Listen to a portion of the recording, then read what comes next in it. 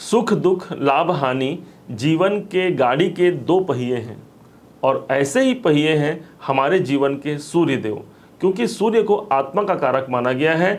इन सभी ग्रहों में सूर्य को राजा की पदवी प्राप्त है, और ऐसे राजा ग्रह जब वृषभ लग्न के वृषभ राशि के लगन में ही स्थित हो जाए, मतलब आपके शरीर भाव पर ही, आपके लगन भाव पर ही सूर्य स्थित हो जाए, तो इसे कितना खास मानेंगे आप। और यकीन मानिए यह सूर्य का ट्रांजिट जब ये 1 महीने तक होने वाला है, 15 मई से लेकर के 15 जून तक, इस 1 महीने में आप इसे जान पाएंगे कि आपके साथ क्या होने वाला है, क्योंकि सूर्य ही आपकी आत्मा है। माना जाता है कि हमारी आत्मा जहाँ होती है, कहीं ना कहीं हमारा सबसे ज़्यादा बेहतरीन कार्य भी उसी भाव से जुड़ करके होता है। अब आइए प्रारंभ करते हैं क्रम बाय क्रम इस बात को, और आप जिसे आप अच्छे से सटीकता से समझ पाएँ। लगन हो गया आपका वृषभ, वृषभ लग्न के मालिक हो गए स्वयं कौन, शुक्राचार्य। अब शुक्राचार्य ने अपने जब डिपार्टमेंट बांटा कि सभी ग्रहों को डिपार्टमेंट दिया 12 भाव में, तो इन्होंने सूर्य को, जो कि ग्रहों के राजा हैं, इन्हें चतुर्थ भाव का डिपार्टमेंट दिया।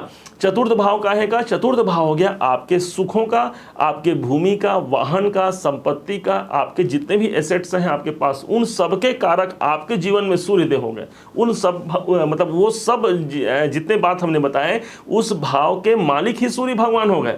अब ऐसे में ये सूर्य देव जब आपके लगन पर गोचर करते हैं, तो आपके लिए क्या फल होगा भाई। जब चतुर्थेश हमारे लगन पे चले जाए, आत्मा कहाँ चली गई, आत्मा सीधा इतना ही समझिएगा आप कि आपके चतुर्थ भाव के स्वामी लग्न में गए हैं, आत्मा कहाँ चली गई, आत्मा आपके लगन आपके शरीर में चली गई। माना जाता है कि सूर्य भगवान स्वयं आरोग्यता के देवता हैं। तो जो लोग पहले से रोगी हैं, जिनके स्वास्थ्य में कुछ परेशानियां चल रही हैं, तो आप मानिए कि सूर्य यहाँ पर आकर के एक मरकरी लाइट जला दिए हैं, आपके उन रोगों में, उन तकलीफ़ों में एक मुक्ति का सामान मिल गया।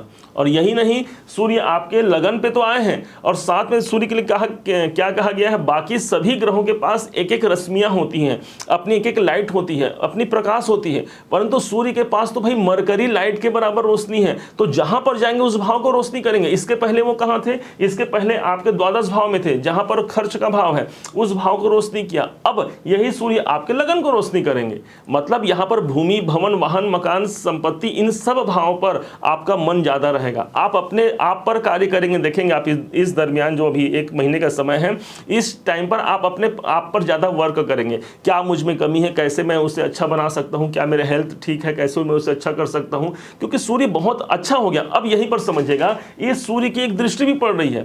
दृष्टि कहां पड़ी है, 7वीं दृष्टि सूर्य की आपके 7वें भाव पर, जो आपका बिजनेस का भाव है। ध्यान से समझिएगा, 1 2 3 4 5 6 7, सूर्य की 7वीं दृष्टि बिजनेस भाव पर। अब यहां पर सूर्य इस भाव को दृष्टि देकर के मानो एक मरकरी लाइट का फोकस आपके बिजनेस पर दे दिए।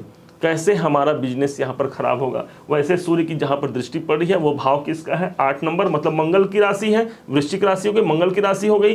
तो यहाँ से बैठकर सूर्य जब इस भाव को देखेंगे, तो बिजनेस में सफलता का कारक बन रहे हैं, यहाँ पर बिजनेस में ग्रोथ का कारक बन रहे हैं सूर्य। वैसे भी एक राजा की दृष्टि पड़ना इस भाव को कहीं से भी आपके हानिदायक तो बना ही नहीं सकती। जो लोग विवाह इत्यादि करना चाहते हैं, तो विवाह के लिए अच्छा योग बन सकता है इस टाइम पर। यदि विवाह न भी हो पाए, तो विवाह के रिश्ते तय होने की संभावना यहाँ पर काफ़ी हद तक बढ़ती है।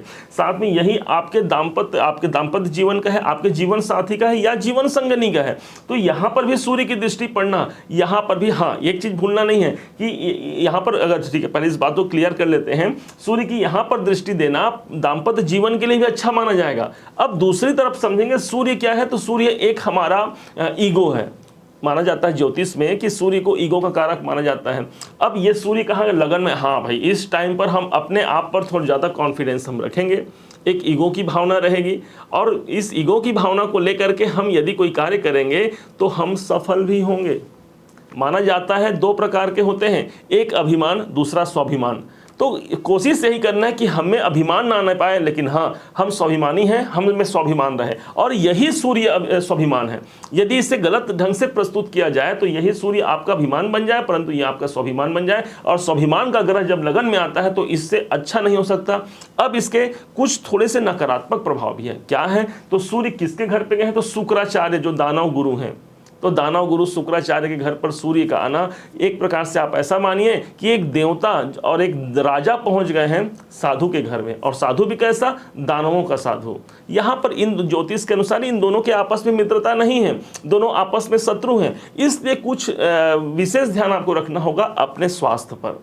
यहाँ पर विशेष यही ध्यान रखना कि लंबे समय तक आपको सोना नहीं है, क्योंकि सूर्य वैसे भी प्रातः काल के उदय का समय हो जब होता है तो सूर्य का वही तो समय है। तो इस टाइम पर आपको लंबे समय तक आपको शयन नहीं करना है। कोशिश करना है कि सूर्योदय के साथ साथ आप उठ जाएं, और उठ करके सबसे बढ़िया जल लेकर के ओम भानुप्रियाय नमः या ओम सूर्याय नमः, धरणी गर्भ जपा कुसुम संकासम काश्यपेयम महाद्युतिम तमोअरिम सर्व पापघ्नम प्रणतोस्मि दिवाकरम, इस प्रकार से मंत्रों का उच्चारण करके भी सूर्य देवता को आप प्रसन्न कर सकते हैं और अपने जीवन में सुख समृद्धि की वृद्धि कर सकते हैं।